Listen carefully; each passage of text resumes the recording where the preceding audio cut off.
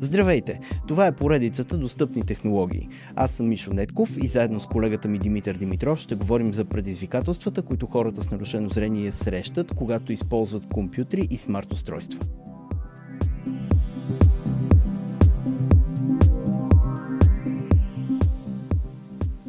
Преди известно време направихме един материал, който беше относно един проблем, който се наричаше проблема Samsung. Да.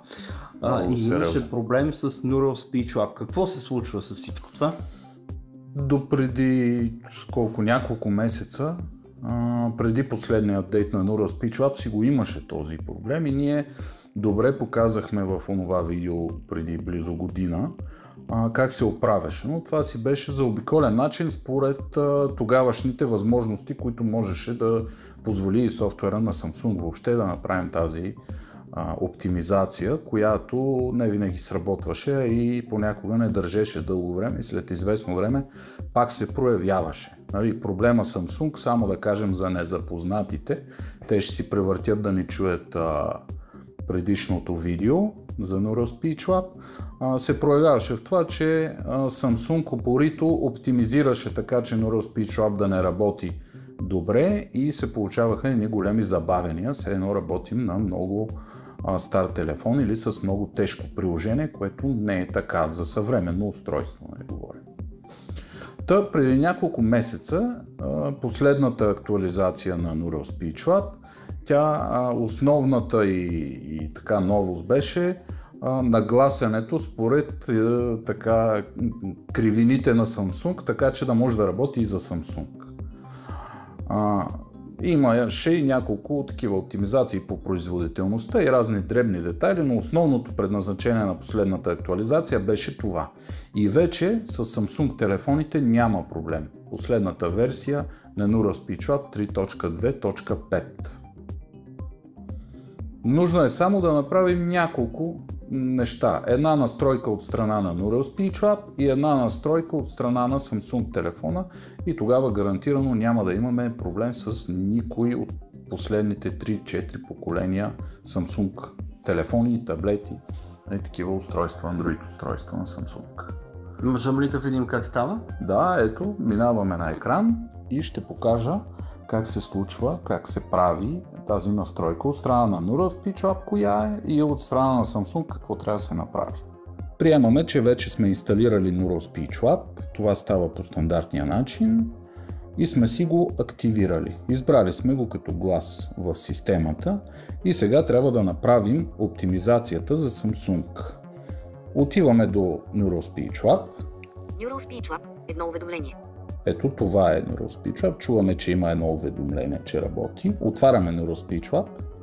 Neural Speech Lab.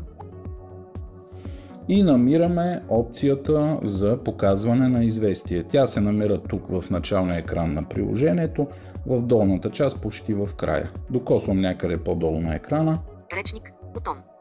Сега с первания надясно се добирам до опцията. Експортиране на настройки, бутон. Импортиране на настройки, бутон. Възпроизвеждане, бутон. Още малко. Профил селектор, превключвател, иско. След профил селектор.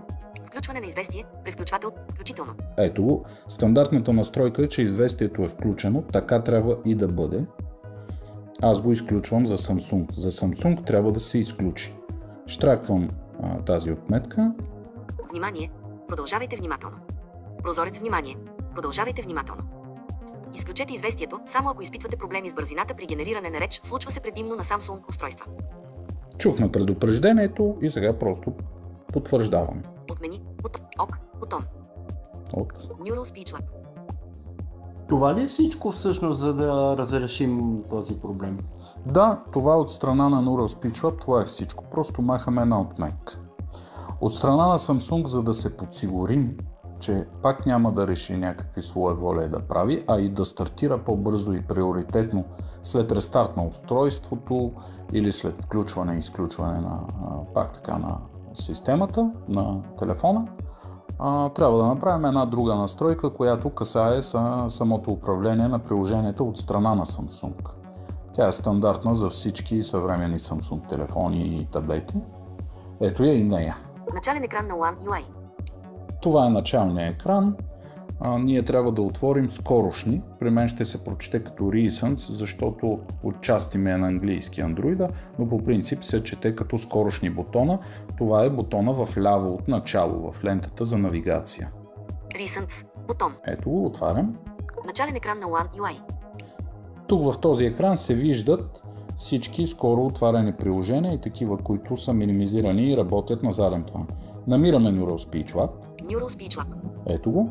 Первам веднъж надясно, без да отварям тук Neural Speech Lab. Разширени опции. Neural Speech Lab. Бутон. Ей, това ни трябва. Активирам го. Pop-up Window. Первам надясно, за да обходя опциите. Търсим. Отваряне в изглед на разделен екран. Отваряне в изглед на изкачащи прозорци. Поддържане отворено. Бутон. Ето това е. Штраквам веднъж. Едно приложение се поддържа отворено за бързо стартиране. Начален екран на One UI. Това е настройката от страна на Samsung, която трябва да се направи, за да работи още по-добре Neural Speech Lab, но това не касае производителността, а се отнася до там, че Samsung по някаква причина, например след рестарт на телефона, може да откаже да зареди Neural Speech Lab като външно приложение и да чуем говор от Samsung TTS или от Google TTS и да трябва да рестартираме този пак.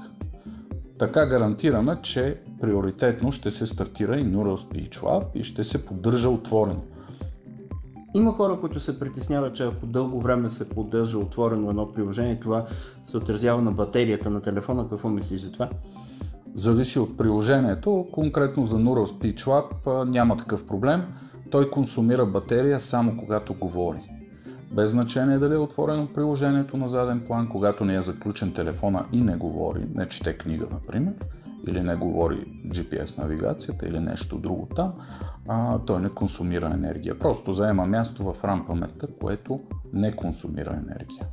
Така че няма проблем, няма какво да се притесняват хората за това нещо, че като стои там в скорошни активно приложението, ще консумира повече енергия и да го спрат. По-добре да не го спират. Тоест, това просто не е така, нека си работи.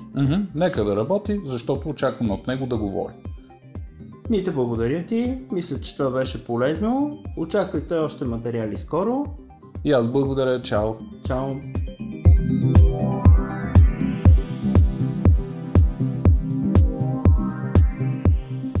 Поредицата достъпни технологии е съвместна инициатива на Фондация Хоризонти и Център за социална рехабилитация и интеграция Светлина. Ако това, което правим, ви допада, абонирайте се и получавайте известия за нови епизоди. Отворени сме за въпроси под формата на коментари под видеото и в социалните мрежи. Аз съм Мишо Нетков, а по темата работихме заедно с колегата Димитър Димитров. До скоро!